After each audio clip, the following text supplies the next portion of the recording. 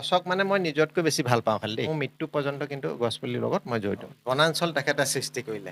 4 ফুটীয়া এজোপা গছ ৰুৱে, সগুণ বৰ্তমান নাইকিয়া হৈ গৈ আছে। আপুনি তাৰ ভিতৰত থকা গছজোপা আপুনি কাটি নমস্কাৰ, মই নাজবিনা। NB পডকাষ্টৰ সমূহ দৰ্শকক স্বাগতম জনাইছোঁ আৰু আপোনালোকে চাবলৈ আৰম্ভ কৰিছে ফেচ টু ফেচ অনুষ্ঠান।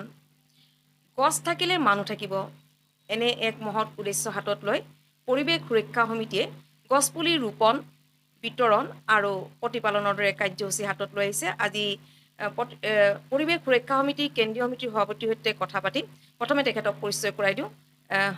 তেখেত হৈছে ঋতুৰাজ বৰুৱা। নমস্কাৰ। আপোনাক স্বাগতম জনাইছোঁ। আপোনালোকে এক মহৎ কাম হাতত লৈছে, গছপুলি ৰোপণ, বিতৰণ আৰু প্ৰতিপালন। গতিকে আপুনি কি জনাব, কোন চনত মানে আপোনালোকৰ এই পৰিৱেশ সুৰক্ষা সমিতি গঠন হৈছিল আৰু আপুনি কেতিয়াৰ পৰা জড়িত আৰু কেনেধৰণৰ কাম বন কৰি আছে? হয়, আমি এই পৰিৱেশ সুৰক্ষা সমিতিত 2010 চনৰ পৰা গছপুলি ৰোপণ কাৰ্যসূচী আৰম্ভ কৰিছোঁ। আৰু সেই কাৰ্যসূচীৰ যোগেদি আমি গছপুলি ৰোপণ বিভিন্ন অঞ্চলত কৰিলোঁ। আৰু আপুনি কেতিয়াৰ পৰা জড়িত হৈ আছে? মই 2010 চনৰ পৰাই মই আছোঁ। জড়িত হৈ আছে প্ৰথম জন্মৰ অৱস্থাৰ পৰাই। লগ্নৰ পৰাই মই পৰিৱেশ হয় সমিতিত হয় জড়িত হৈ আছোঁ। আৰু আমাৰ পৰিৱেশ সুৰক্ষা সমিতিৰ লক্ষ্য উদ্দেশ্য হ'ল যে পৰিৱেশ বৰ্তমান সময়ত যি হয় প্ৰদূষণৰ অৱস্থাটো একদম এটা ভয়ংকৰ অৱস্থাত আছে। আৰু তাক নিয়ন্ত্ৰণৰ কাৰণে আমি গছপুলি ৰোপণ, বিতৰণ আৰু প্ৰতিপালন হয় আমি কৰিবই লাগিব। বিশেষকৈ ৰোপণৰ লগত কিন্তু প্ৰতিপালনৰ বিষয়টো কিন্তু আটাইতকৈ জৰুৰী হয় আৰু গুৰুত্বপূৰ্ণ। কাৰণ এই কাৰণে ধৰক আপুনি দেখিছে চৰকাৰী বেচৰকাৰী বিভিন্ন অনুষ্ঠান প্ৰতিষ্ঠানে লাখ লাখ গছপুলি ৰুই আছে। কিন্তু কি হয়, প্ৰতিপালনৰ অভাৱত কিন্তু পুলিটো পুলি অৱস্থাতে মৰি যায়। হয় গতিকে তাক এটা পুলি একদম কমচে কম আপুনি 3 বছৰ কিন্তু নিজৰ সন্তানৰ নিচিনা তাক প্ৰতিপালন কৰিব লাগিব। আৰু হয় প্ৰতিপালন কৰিলেহে 3 বছৰ পিছত আপোনাক কিন্তু এজোপা গছে 150 বছৰ একদম মিনিমাম মানে আপোনাৰ যিটো অক্সিজেন আমাৰ ধৰক জন্মৰ পৰা আমি মৃত্যুলৈকে গ্ৰহণ কৰোঁ। অকল মানৱ জাতি বুলি নহয়, আমি আচলতে অকল মানৱ জাতি বুলি কাম কৰা নাই, আমি প্ৰাণীকুল। কাৰণ সকলোকে জীয়াই ৰাখিব লাগিব আমি, হয় তেতিয়াহে আমাৰ ভাৰসাম্যটো আমাৰ বৰ্তি হৈ থাকিব। গতিকে সেই বিষয়টো লক্ষ্য উদ্দেশ্য আগত ৰাখি আমি 2010 চনৰ পৰা গছপুলি ৰোপণৰ কাৰ্যসূচী আৰু প্ৰতিপালনৰ কাৰ্যসূচী চলাই আহিছোঁ। বৰ্তমান আপোনালোকৰ এতিয়া পৰিৱেশ কৰ্মী কিমান আছে? আমাৰ তিনিচুকীয়া আটাইতকৈ শক্তিশালীভাৱে আমি আছোঁ। বিশেষকৈ আমি কেন্দ্ৰীয় সমিতি বিষয় বিভাগ কেইবাজনো তিনিচুকীয়াত আছোঁ। আৰু তিনিচুকীয়াৰ লগতে আমাৰ ডিব্ৰুগড়, শিৱসাগৰত আৰু এখন জিলা চৰাইদেউতো বিভিন্ন অঞ্চলত কাম কৰিছে। তাৰপিছত মহানগৰী, লখিমপুৰতো আমাৰ ল'ৰা আছে। গতিকে তেনেকৈ মিলাই বহুত হাজাৰ হাজাৰ এতিয়া আমাৰ কৰ্মী আছে পৰিৱেশ সুৰক্ষা সমিতিত। এটা কথা উল্লেখ কৰা হৈছে যে এজোপা গছ পুলি লগাবলৈ মিনিমাম 3 বছৰ লাগে, কিন্তু আমি দেখিবলৈ পালোঁ চৰকাৰৰ এটা বৃহৎ কাৰ্যসূচী হাতত লৈছিলে, সুন্দৰ পদক্ষেপ এটা লৈছিল যে অমৃত বৃক্ষৰ দৰে এটা আঁচনি লৈছিল। কিন্তু আপুনি কি ক'ব, এই ক্ষেত্ৰত চৰকাৰ ভাল পদক্ষেপ লৈছিল, কিন্তু গছপুলি একেদিনাই বহুত ৰোপণ কৰিছিল। গতিকে কিমান দূৰ সফল হৈছে বুলি আপুনি ভাবে? চাওক, এনেই বিজেপি চৰকাৰৰ দিনত কিন্তু মানুহে গছপুলি ৰুব লাগে বুলি সজাগ হ'ল। আমি হয় 2010 চনত বিশেষকৈ আৰম্ভ কৰিছিলোঁ তেতিয়া আমি দেখিছিলোঁ কংগ্ৰেছ চৰকাৰৰ দিনত আমি যেতিয়া গছপুলি আনিবলৈ যাওঁ, যিবোৰ আমাৰ চৰকাৰী যিবিলাক মানে ছ'চিয়েল বনানীকৰণৰ যিটো বিভাগ আছিল, তাত কিন্তু পুলি হিচাপে পৰি থাকে। ৰুবলৈ যোৱা মানুহ খুব কম থাকে আৰু নানে। কিন্তু বৰ্তমান সময়ত চৰকাৰে কিন্তু গছপুলি ৰোপণৰ বিষয়টো সজাগ কৰিলে। কিন্তু বিষয়টো হ'ল কি, এতিয়া বৰ্তমান চৰকাৰে এটা সুন্দৰ আঁচনি লৈছিলে, অমৃত বৃক্ষ আন্দোলন নামেৰে এটা গছপুলি ৰোপণ কাৰ্যসূচী আৰম্ভ কৰিছে। তাত প্ৰতিপালনৰ এক ব্যৱস্থা কৰিছে, মানে এটা 100 টকা 200 টকা তেনেকৈ দিয়াৰ ব্যৱস্থাটো। কিন্তু কথাটো হ'ল কি, ঘোষণা ঠিকেই আছিলে, আঁচনি ঠিকেই আছিলে, কিন্তু তাক কৰাৰ পদ্ধতিটো ভুল হ'ল। আৰু বিশেষকৈ আমি ক'ব বিচাৰোঁ যে তাত আমাৰ দৰে যিসকল পৰিৱেশ কৰ্মী, যিসকলে গছৰ লগত জড়িত হৈ থাকে, আপুনি চাওক অসমৰ চুকে কোণে বিভিন্নজন পৰিৱেশ কৰ্মী আছে, কিন্তু তেখেতলোকক নোলোৱাকৈ আমাৰ যিয়ে মই অভিজ্ঞ বুলি কওঁ, অভিজ্ঞ ব্যক্তিসকলক কিন্তু ল'ব লাগিছিলে। এতিয়া চৰকাৰী ধৰক কিছুমান যদি পঞ্চায়তত এতিয়া পুলি দিছে, পুলি হৈ আছে, আমি আনি ৰুইছোঁ বহুত এতিয়া। গছৰ পুলিত শিপাই নাছিল। হয় হয়, নহয় শিপা নোহোৱা কথাটো আকৌ এটা বৰ ইণ্টাৰেষ্টিং দেই। এই বছৰ নহয়, যোৱা বছৰ যিটো অমৃত বৃক্ষ, তাত কি হ'ল মানে আমাৰ চৰকাৰে বিভিন্ন অঞ্চলত ধৰক অসমৰ মানচিত্ৰখন মানে আঁকি পেলাই এটা ৰেকৰ্ড কৰিবলৈ গ'ল। এটা পুলি চাওক, আমি যেতিয়া আনো আমাৰ পুলি অনাৰ চিষ্টেমটো কিন্তু বেলেগ। আমি বেগত ভৰাই পুলিবিলাক আনো, পুলিটো কষ্ট নাপায় বুলি। কিন্তু কথাটো হ'ল কি, চৰকাৰে কি হ'ল, যিবিলাক মানুহ ৰাখিলে ইটোৰ ওপৰত সিটো জাপি আনিলে পুলিবোৰ। আৰু পুলিটো এবাৰ আনোলৈ দিগদাৰ, কাৰণ মাটি কোমল হৈ থাকে। আনি পেলাই আকৌ পুলিবিলাক আগত ধৰি যেতিয়া দাঙি আনোতে পুলিটো উঘাল খাই যায়। হয় আকৌ ধৰক তাৰ পৰা আনিলে ফৰেষ্ট অফিচৰ পৰা আকৌ আপোনাৰ এটা এটা বিশেষ স্থানত নিলে মানচিত্ৰ হয় ৰেকৰ্ড কৰিব। তাৰপিছত এটা বিশেষ স্থানত পুলিটো চাওক কেইবাবাৰো গাড়ীত উঠাইছে নহয় যে। গতিকে পুলিটো আহোঁতে ঠিকে আছিলে, কিন্তু এইবিলাক কামৰ কাৰণে মানে ঘূৰি পুলিবিলাক ফুৰোতে ভাবিছোঁ মানে অৱস্থা বেয়া হৈ অৱস্থা গ'ল নাই। আৰু পুলিবোৰ ধৰক যাক ৰাখিছিলে কাম কৰি, আকৌ পুলিটো হেঁচামে ভৰাই দিয়ে, সেই অৱস্থাত অলপ অসুবিধা হ'ল। আপোনালোকে যেতিয়া 2010 চনত পৰিৱেশ সুৰক্ষা সমিতি যেতিয়া গঠন হৈছিল, তাৰপিছত আপোনালোকে ৰাইজৰ মাজত কেনেধৰণে সোমাই গৈছিল, কেনেধৰণৰ আপোনালোকে ব্যৱস্থা লৈছিল সেই হয়, প্ৰথম অৱস্থাত হয় অলপ কষ্ট হৈছিলে, কিন্তু তেতিয়া আমাৰ এখন মিটিং হ'ল, যিসকল আমি ব্যক্তি আছিলোঁ। প্ৰথম অৱস্থাততো আমাৰ বেছি নাছিলে, 5জনমান আছিলে। তাত ডিব্ৰুগড় আছিলে 2জন, তিনিচুকীয়া আমি তেনেকৈ কেইজনমান মিলি খুলিছোঁ। তেতিয়া আমি যেতিয়া ৰাইজৰ মাজত হ'ল কি বহল প্ৰচাৰ লাগিব, কাৰণ গছপুলি ৰোপণটোৰ বিষয়টো 2010 চনত বিশেষ তেনেকুৱা মানুহৰ কিন্তু গুৰুত্ব দিয়া নাছিলে। এতিয়া গছ ৰুব লাগিব নে ৰুব নালাগে কোনো গুৰুত্ব। কিন্তু তেতিয়া আমি কি কৰিলোঁ, 2012 চনত তিনিচুকীয়াৰ পৰা গুৱাহাটীলৈ এটা চাইকেল, 5 দিনীয়া এটা চাইকেল ৰেলী, তাত আমাৰ কেইবাজন ব্যক্তি আছিলে, প্ৰায় 13জনমান আছিলে। সেইসকল ব্যক্তি আমাৰ এতিয়া আজীৱন সদস্য। গতিকে সেই আমি যাত্ৰাটোত, আমি 5 দিনৰ যাত্ৰাটোত মানে সেই যাত্ৰাটোতে আমি প্ৰায় তেতিয়া ডিব্ৰুগড় শিৱসাগৰ জিলাখন গঠন কৰিবলৈ সক্ষম হ'লোঁ। মানুহে ভাল পোৱা মানুহ বহুত থাকেতো চব। তেতিয়া আমি এখন সমিতি, তাৰপিছত 2015 চনত আকৌ আমি ভাবিছোঁ আৰু অলপ বহল হোৱা। আমি পুৰণা হ'লোঁ তেতিয়া লাহে লাহে, আমাৰ সদস্য সকলো বাঢ়িলে বা বিভিন্নজনক আমি লগ পালোঁ, সহযোগিতা কৰাৰ কথা উল্লেখ কৰিলে। তেতিয়া আমি 2015 চনত তিনিচুকীয়া বৰগুৰিত অৱস্থিত এৰমা হোটেলৰ পৰা, ৰেচিডেঞ্চি তাৰ পৰা আমি প্ৰায় 24 দিনীয়া এটা পদযাত্ৰা কাৰ্যসূচী লৈছিলোঁ গুৱাহাটীলৈ। তিনিচুকীয়াৰ পৰা গোটেই পদযাত্ৰা কৰিলোঁ। সেই সময়ত আমি গুৱাহাটীলৈ যাওঁতে বিভিন্নজন পালোঁ, আৰু বহুত প্ৰচাৰ পত্ৰিকা কেইদিন লাগিছিল আপোনালোকৰ? প্ৰায় 24 দিনমান আমি লাগিছিলে। প্ৰায় তাত কেইবালাখো আমি প্ৰচাৰ পত্ৰিকাও বিতৰণ কৰিছোঁ, সজাগতামূলক। যেনেকৈ প্ৰথম আমি যিটো অৰ্ডিনেৰী প্লাষ্টিক কেৰিবেগটো অসমত বন্ধ কৰাৰ দাবীটো প্ৰথম আমিয়ে জনাইছিলোঁ অসমত, কিন্তু আজিও প্ৰচলিত থাকে, কিন্তু এইটো নোৱাৰি, এটা বহুত দুষ্ট চক্ৰ আছে। গতিকে আমি সেই পদযাত্ৰা আৰু চাইকেল ৰেলীৰ পাছত আমি আৰু ৰ'বলগীয়া নহয়। তাৰপিছতে আমি যিখিনি আমাৰ কামখিনি আজি দেখি আছে, বহুত গছ এতিয়া ডাঙৰ হৈছে প্ৰতিপালনৰ ফলত। গতিকে আৰু বিশেষভাৱে মই সংবাদ মাধ্যমকো ধন্যবাদ জনাম। বিশেষ আপুনিও এতিয়া NB ফালৰ পৰাও ফোন কৰে, কেতিয়াবা আমাক কয় যে ইমান ভাল কাম এটা কৰিলে, কিন্তু ফোন নকৰে। গতিকে সেইটো ধন্যবাদো দিছোঁ আপোনাক। আৰু যিহেতু সংগ্ৰামৰ কথা আপুনি জানে, চাওক এই সংবাদ জগতখনত এগৰাকী মহিলা হিচাপে আপোনাৰ সংগ্ৰামটো আপোনাৰো অনুভৱ আছে। গতিকে কাম কৰিবলৈ সংগ্ৰাম লাগিব। এই সংগ্ৰামৰ ক্ষেত্ৰত আমি সেই তেনেকৈ চাইকেল ৰেলী আৰু পদযাত্ৰা কৰি আমাৰ কৰ্মীসকলে কষ্ট কৰিছিলে, খোজকাঢ়ি গৈছিলে। আৰু তেতিয়া আমি কেইবাখনো জিলা, আৰু ৰাইজে যেতিয়া বহল প্ৰচাৰ হ'ল, তেতিয়া কিন্তু আমাৰ ওচৰলৈ আহিলে। আৰু আমাৰ কাম কৰিলে বৰ্তমান সময়ত আমি খুব সুন্দৰ অৱস্থাত আছোঁ। আৰু বিভিন্নজন আহিছে, ধৰক এইবিলাক দেখি এতিয়া আমাৰ অইলৰ ৰিটায়াৰ্ড অফিচাৰো আহিছে। দিগন্ত ভট্ট ডাঙৰীয়া অইলৰ ৰিটায়াৰ্ড অফিচাৰ, বেংকৰ মেনেজাৰ আছে জীৱন দত্ত, আৰু দ্বিতীয়তে আমাৰ RC অফিচাৰ, ৰিটায়াৰ্ড অফিচাৰো আহে, বিভিন্ন অফিচাৰ। বিশেষকৈ গছক ভাল পোৱা বহুত ব্যক্তি কিন্তু আমাৰ লগত আছে। আৰু সকলোকে সেইকাৰণে মই ধন্যবাদো জ্ঞাপন কৰিছোঁ। আৰু সকলোকে আহ্বানো জনাওঁ যে আমি অকল হেৰি কৰিলেই নহ'ব, সহযোগিতা সকলোৱে লাগিব। গতিকে সেই যাত্ৰা আমি তেনেদৰে ধৰক আগবাঢ়িবলৈ সক্ষম হ'ম। মানে প্ৰকৃতিপ্ৰেমী বহু লোক আহি অংশগ্ৰহণ কৰিলে বহুত অংশগ্ৰহণ কৰিলে। এতিয়া বহুতে ভাল পায়। এতিয়া ভাল লাগে কি, মানে কি, বাকী মই বেলেগ সংগঠনো কৰিছিলোঁ প্ৰায় 14 বছৰ 15 বছৰ, কিন্তু এতিয়া হ'ল কি, গছক মানে মই নিজতকৈ বেছি ভাল পাওঁ খালি দেই। আৰু মোক কাম কৰা দেখি তেখেতলোক ওলাই আহে। আৰু বিভিন্নজনে কয়, যেতিয়া আমাৰ দিগন্ত ভট্ট ডাঙৰীয়া আছে, তেখেতে কি কৰে মানে, আমাৰ কিবা এতিয়া আমি সজাগতা সভা যেতিয়া কওঁ, কাৰোবাৰ পৰা এটা চাউণ্ড ছিষ্টেম ভাড়া ল'ব লাগে, কিন্তু তেখেতে কৈছে নহয়, এইবোৰ কৰি থাকিব নালাগে, যিহেতুকে ভাল কাম মোৰ ফালৰ পৰাই দি দিছোঁ। তেনেকৈ বিভিন্নজনে বিভিন্ন হেৰি দিয়ে। গতিকে আছে, ভাল পোৱা মানুহ আছে, বহুতজন এতিয়া আছে। সকলোকে আমি ধন্যবাদ জ্ঞাপন কৰোঁ। আৰু এতিয়া হ'ল কি, কামবিলাক কৰি গৈ আছোঁ, বিভিন্ন সংগঠনৰ এটা গছপুলি ৰোপণ কাৰ্যসূচী ৰাখে। বিশেষভাৱে মই ক'ব লাগিব মটক যুৱ ছাত্ৰ পৰিষদ, তাৰপিছত আমাৰ টাই আহোম যুৱ পৰিষদ, তাৰপিছত আপোনাৰ বিভিন্নজন সংগঠনৰ বিভিন্নজন, গণেশ পূজাটো আপোনাক মাতিছে। গণেশ পূজাটো এতিয়া মাতে গছপুলি ৰোপণৰ কাৰণে। আমি আকৌ গছপুলি ৰোপণটো এনেকুৱা আমি ৰুই থৈ গুচি নাহোঁতো, আকৌ প্ৰতিপালন কৰি ডাঙৰ কৰোঁ। আৰু গছবিলাকো আমি দেখুৱাওঁ যে এইবিলাক ডাঙৰ কৰিছে আৰু ডাঙৰো হৈছে। গতিকে ৰাখে। আৰু দ্বিতীয়তে হ'ল কি, মানুহে সন্মান দিয়ে। এতিয়া মানে আমাক খুব সন্মান চকুৰে চায়, পৰিৱেশ কৰ্মী বুলি একচুৱেলি বহুত সন্মান কৰে। এতিয়া মোকে এতিয়া বহুতেতো সম্বৰ্ধনা জনাই, বহুত কৰে। আমি সিমানখিনি উপযুক্ত হয় নে নহয় আমিতো নাজানো, কিন্তু ৰাইজে যেতিয়া কৰি দিয়ে, এতিয়া আমি এৰিব নোৱাৰোঁ। এতিয়া মোৰ মৃত্যু পৰ্যন্ত কিন্তু গছপুলিৰ লগত মই জড়িত হৈ থাকিম। গছপুলি যেতিয়া ৰোপণৰ কথা আহে তেতিয়া এজন ব্যক্তিলৈ বিশেষকৈ মনত পৰে, তেখেত হৈছে যাদৱ পায়েং।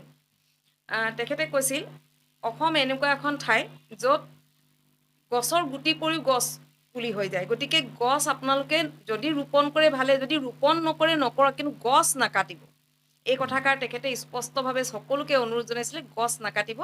আৰু তেখেতে এইটোও কৈছে যে যিটো গোলকীয় উষ্ণতা এতিয়া, যে যিটো গৰম হৈছে, এই গৰমে ৰাইজক দহিছে, গতিকে যদি অসমখনক আমি সেউজীয়াকৰণ কৰি ৰাখিব নোৱাৰোঁ, ভৱিষ্যত প্ৰজন্মই কোনে চাব, তেওঁলোকক কোনে ৰক্ষা কৰিব যদি গছে নাথাকে, সেউজীয়াকৰণ যদি নহয় অসমখন। গতিকে তেখেতৰ এই কথাখিনি আপুনি কেনেদৰে বিশ্লেষণ কৰিব? নহয়, যাদৱ পায়েংটো মই এজন খুব শ্ৰদ্ধাৰ ব্যক্তি তেখেত। হয় এইকাৰণে শ্ৰদ্ধাৰ ব্যক্তি তেখেতে এখন বহুত হেক্টৰ মাটি এখন বনাঞ্চল তেখেতে সৃষ্টি কৰিলে, গতিকে খুব ভাল। আৰু গতিকে তেখেতৰ সকলো কথাতে মই একমত। আৰু এটা কথা উল্লেখ কৰোঁ, মানে বৰ্তমান সময়ত গোলকীয় উষ্ণতাটো গছ আছে অসমত ঠিকেই, কিন্তু উন্নয়নৰ কাৰণে বা নিৰ্মাণৰ কাৰণে কি হ'ল, বহুত গছ কাটি, যে মহানগৰীতে আপুনি যদি যায় চাব, বহুত গছ কাটি দিলে। কিন্তু গছ পুলি কি হয়, এটা যেতিয়া ধৰক গুৱাহাটীততো ধৰক 20 মহলীয়া ঘৰো আছে, 20 মহলীয়া ঘৰত যদি আপুনি আকৌ সৌন্দৰ্য বৰ্ধনৰ কাৰণে যদি 4 ফুটীয়া এজোপা গছ ৰুৱে, তেনেহ'লে আকৌ সেই পৰিৱেশৰ যিটো প্ৰদূষণ, তাৰ ভাৰসাম্যটো মিলাবলৈ মানে অসুবিধা হয়। অসুবিধা হয়। গতিকে গছ আমি ৰুব লাগিব, আৰু ৰাস্তাৰ কাষে কাষে গুটি আমি জংঘলৰ ভিতৰত কৰিব লাগিব। আৰু আমাৰ অসমত বিভিন্ন প্ৰজাতিৰ চৰাই চিৰিকটি আছে, যিসমূহে খাই পেলাই গছবিলাক তেওঁলোকে মলত্যাগ কৰাৰ সময়ত কিন্তু সেই তাতো গছ হয়। গছ হয়। কিন্তু কথাটো হ'ল কি, আমাৰ ঘাইপথ যিবোৰ নিৰ্মাণ বা ৰাষ্ট্ৰীয় ঘাইপথ নিৰ্মাণ, 4 লেন নিৰ্মাণ, তাত যিবিলাক গছ কাটিলে তাত কিন্তু আমি ৰুবই লাগিব। হয়।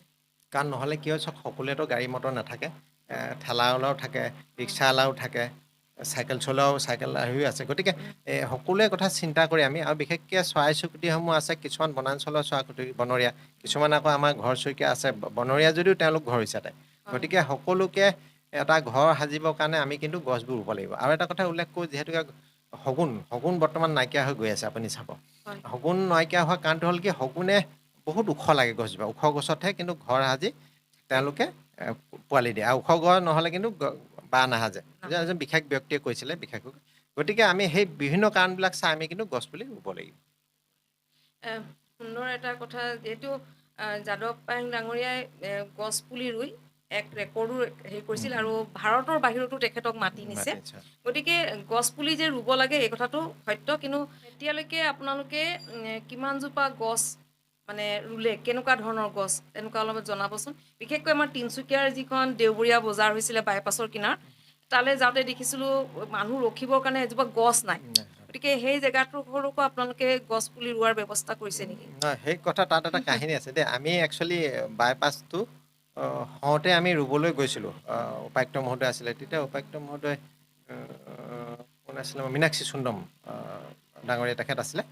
তেখেতক সুধিছিলোঁ, তাৰপিছত DFOৰ লগত কথা পতা হওঁতে তেওঁলোকে কিন্তু তেতিয়াই, আমি 2013 চন মানত গৈছিলোঁ নি, তেতিয়াই কিন্তু তেওঁলোকে কৈছিলে, 13 নে 14 চনত, মানে বাইপাছ হোৱাৰ পিছত, তেতিয়া তেওঁলোকে ক'লে তাত মানে এইটো 4 লেন হ'ব বুলি।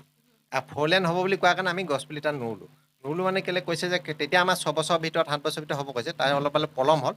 তাৰপিছত সেইকাৰণেহে তাত ৰোৱা নাই, কিন্তু আমাৰ তাত গছপুলি ৰোপণৰ এক আমাৰ পৰিকল্পনা আছে, আৰু তাত ৰুমেই আমি। কাৰণ বিশেষকৈ আমি ৰাইজৰ সুবিধাৰ কাৰণে, চাওক এতিয়া আমি চিভিল হস্পিটেলখনত যিখিনি গছপুলি ৰুইছোঁ, একমাত্ৰ যিসকল ৰোগীৰ আহে আৰু ৰোগীৰ লগত যিসকল অভিভাৱক আহে, সকলো সুবিধাৰ কাৰণে আমি কিন্তু তাত ৰুইছোঁ। আৰু দ্বিতীয়তে আমি এটা কথা বাৰে বাৰে উল্লেখ কৰোঁ যে, আমি অকল মানৱ জাতি বুলি নহয়, বৃহত্তৰ যি প্ৰাণীকুল আছে, চৰাই চিৰিকটি, বনৰীয়া ঘৰচীয়া, সকলো কিন্তু চিন্তা কৰি আমি কাম কৰি আহিছোঁ। মানে গছ থাকিলেহে পশু পক্ষীয়ে তাত বসবাস কৰিব, নিজৰ জীৱন নিৰ্বাহ কৰিব। হয় গতিকে এটা সুন্দৰ কথা। হয়, আমি মানে চৰাই চিকিৎসক সকলোকে বাচে, অকল মানুহ বাচি থাকিলে নহ'ব, পৃথিৱীখনত অকল মানুহ থাকিলে নহ'ব, সকলো থাকিব এতিয়া লাগিব। শুনিবলৈ পাইছোঁ, আমাৰ যিহেতু যিমানবিলাক গছ আছে তাৰে অধিকাংশই বন ঔষধি, হয় আৰু শুনিবলৈ পাইছোঁ বৃক্ষৰ ঔষধ বোলে বন পিঠা গছজোপা অতিকৈ প্ৰয়োজনীয়। গতিকে বন পিঠা গছো আপোনালোকে ক'ত কেনেকৈ ৰুইছে অলপ নহয় জনাব নহয়, নেকি? বন পিঠাটো চাওক, আমি ৰুইছিলোঁ। আমি তেনেকুৱা যিখিনি মানে আমাৰ থলুৱা প্ৰজাতি, ধৰক পনিয়ল, লেটেকু, বনপিঠা, তাৰপিছত আৰু বিভিন্ন যিখিনি আছে, এই সকলোখিনি আমি ৰোৱাৰ ব্যৱস্থা কৰোঁ বিশেষভাৱে। আমাৰ ফালৰ পৰা আমি ৰুওঁ, প্ৰতি বছৰে 5 গছ, ধৰক পনিয়ল ৰুইছিলোঁ আমি লেকৰ ভিতৰত চাব, বনপিঠা ৰুইছোঁ। কিন্তু কি হ'ল, বনপিঠাটো আটাইতকৈ প্ৰয়োজন, মই ঔষধি গুণ বুলি নকওঁ, আমাৰ অসমৰ প্ৰতিজোপা গছতে ঔষধি গুণ আছে। হয়। কিন্তু বনপিঠাটো আমাৰ এইকাৰণে বনাঞ্চলবিলাকত এইকাৰণে লাগে, বিশেষকৈ আপোনালোকে দেখিছে যে মানুহ বান্দৰ আৰু হাতী এই সংঘাত কিন্তু একদম ভয়ংকৰভাৱে বৃদ্ধি হৈছে। প্ৰতি বছৰে চাবা আজি বহুত মানুহ মৃত্যু হৈছে। বান্দৰৰ উৎপাতত মানুহে এতিয়া খেতি কৰিব নোৱাৰা হ'ল উজনি বিভিন্ন নোহোৱা কাৰণটো হ'ল কি তেখেতলোকৰ খাদ্য অভাৱ হৈছে বনাঞ্চলত। আৰু বিশেষকৈ বান্দৰৰ এই বনপিঠাটো খুব প্ৰিয় খাদ্য। আৰু বিভিন্ন ফল মূলৰ গছ পুলি আমি ৰুব লাগিব। গতিকে বান্দৰ হাতী সংঘাতৰ নিৰ্মূলৰ কাৰণে আমি বনাঞ্চলবিলাকক চৰকাৰকো আহ্বান জনাওঁ বিশেষ বিশেষ ব্যক্তিক দিব লাগে যিসকল অভিজ্ঞ দেই। আমি দেখিছোঁ কিছুমান ব্যক্তিক এনেকুৱা দি দিয়ে ফাৰ্মক দি দিয়ে গছপুলিটো ৰুবলৈ আনে বোলে 3 কোটি টকা বাজেটৰ, কিন্তু তাত আপুনি ৰুৱে ঠিকেই কিন্তু ৰুই পেলাই তাত আপুনি 30জোপা গছপুলিও নাথাকে। গতিকে তেনেকুৱা ব্যক্তিক দিব নালাগে, ভাল ভাল ব্যক্তিক দিবৰ কাৰণে আমি আহ্বান জনাইছোঁ। আৰু কিছুমান গছ আমি দেখিবলৈ পাওঁ প্ৰায় বিপদ ঘটাব পৰা অৱস্থা থাকে। গতিকে আমি যে কওঁ গছ পুলি কাটিব নালাগে, কিন্তু যিজোপা গছৰ পৰা মানুহৰ যদি বিপদ হয়, যদি সেই গছজোপা কাটিব লগা হয়, তেতিয়াহ'লে সেইজন ব্যক্তিয়ে ফৰেষ্টৰ লগত কিবা যোগাযোগ কৰিব লাগে নেকি? অলপ জনাই দিলে ভাল হয়, কাৰণ বহুত মানুহে নিজে নিজে গছজোপা নহয় কাটি নহয়, দিয়ে। আজিকালি চৰকাৰে এখন নতুন নিয়ম উলিয়ালে। নিয়ম অনুযায়ী আপোনাৰ ঘৰৰ ভিতৰত যদি যিকোনো গছ থাকে আপুনি কাটিব পাৰে।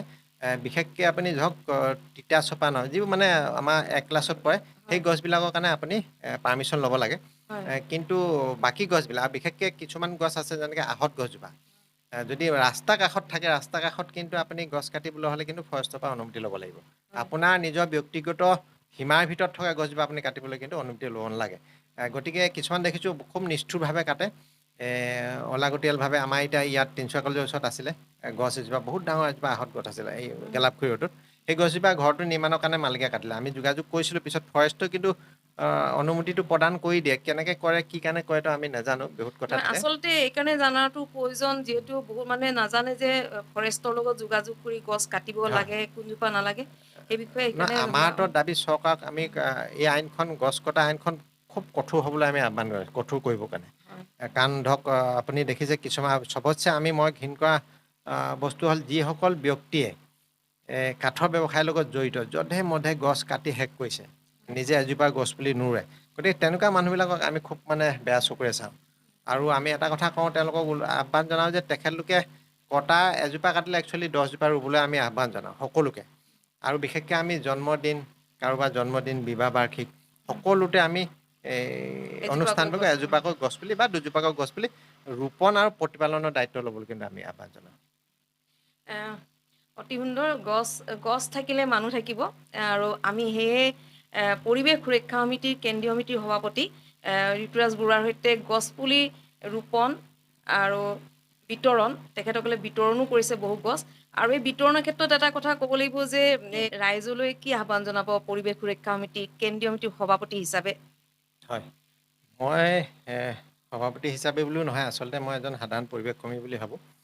পৰিৱেশ কৰ্মীসকলে ৰাইজলৈ এটাই আহ্বান যে আপোনালোকে পৰিৱেশ প্ৰদূষণৰ বিষয়টো গুৰুত্ব সহকাৰে লয়। বিশেষকৈ গোলকীয় উষ্ণতা দিনক হয় দিনে যে উত্তাপ বাঢ়ি গৈছে, সকলোৱে অনুভৱ কৰিছে। গতিকে তাৰ পৰা নিৰ্মূল পাবৰ একমাত্ৰ উপায় হৈছে গছ। কাৰণ গছেহে আমাক অক্সিজেন দিয়ে আমি জীয়াই থাকিবলৈ। আৰু অক্সিজেনেহে এই গোলকীয় উষ্ণতাত কিন্তু নিয়ন্ত্ৰণ কৰে। কাৰণ বায়ুমণ্ডলত বহুত আমি গাড়ী ঘোঁৰা আপুনি বাইক কল কাৰখানাত বহাৰ ফলত কি হৈছে, কাৰ্বন ডাই অক্সাইড, কাৰ্বন মন'ক্সাইড দিনক দিনে বাঢ়ি গৈছে। গতিকে বাঢ়ি যোৱাৰ কাৰণে বায়ুমণ্ডলৰ উত্তাপ বাঢ়ি গৈছে। গতিকে আপোনালোকে সকলোৱে প্ৰত্যেকে এজোপাকৈ গছ পুলি ৰোপণ কৰক আৰু ৰোপণ কৰি তাক প্ৰতিপালন কৰি এজোপা বৃহৎ গছৰ ৰূপ দিবলৈ চেষ্টা কৰক। আৰু এটা কথা কওঁ মই যে আপোনালোকে উপযুক্তভাৱে আৰু উপযুক্ত স্থানত গছ পুলিজোপা ৰুব। এইকাৰণে কৈছোঁ, বহুতোকে দেখোঁ দিয়া 3ডাল খুঁটি সৰু সৰু দিব, মাৰিব আৰু পিঁয়াজৰ বস্তা এটা লগাব বা কিবা বস্তা এটা পালে আৰু লগাই দিলে ৰুব। কিন্তু তেনেকৈ গছপুলি নুৰুব। উপযুক্তভাৱে লাগে 100 টকা খৰচ কৰক। 100 টকা খৰচ কৰিলে আপুনি লাখ লাখ টকা গছজোপাই দিব। কাৰণ অক্সিজেন দিয়া মানে আপুনি নিজৰ সন্তানৰ ভৱিষ্যত সুৰক্ষিত কৰিব, আপোনাৰ নিজৰ পিতৃ মাতৃৰ ভৱিষ্যত সুৰক্ষা কৰিব। গতিকে মোৰ সেইটোৱে আহ্বান। আৰু সকলোৱে ৰুৱক, আপোনালোকেও ৰুব লাগে গছপুলি। ৰুই পেলাই সকলো অনুষ্ঠানটো কৰি মই সেইটোৱে আহ্বান জনাইছোঁ। এয়া আছিল মোৰ সৈতে পৰিৱেশ সুৰক্ষা সমিতিৰ কেন্দ্ৰীয় সমিতিৰ সভাপতি ঋতুৰাজ বৰুৱা। তেখেতে আহ্বান সুন্দৰ এটা কৈছে যে আপোনালোকে গছ পুলি ৰুৱক, কাৰণ ভৱিষ্যত প্ৰজন্মৰ কাৰণে এটা সুব্যৱস্থা হ'ব আৰু সকলো মানুহৰ উপৰিও পক্ষীকুলো থকাৰ এটা ব্যৱস্থা হয়। গতিকে অতি সুন্দৰ, তেখেতে বহু কথাই ক'লে। গতিকে তেখেতক ধন্যবাদ জনাইছোঁ। আমাৰ এই যি NB পডকাষ্টৰ যি ধাৰাবাহিকতা সদায় অক্ষুণ্ণ থাকিব। আমি পুনৰ এজন নতুন অতিথিৰ সৈতে লগ পাম আৰু তেনেহ'লে আজিলৈ আহোঁ। ধন্যবাদ।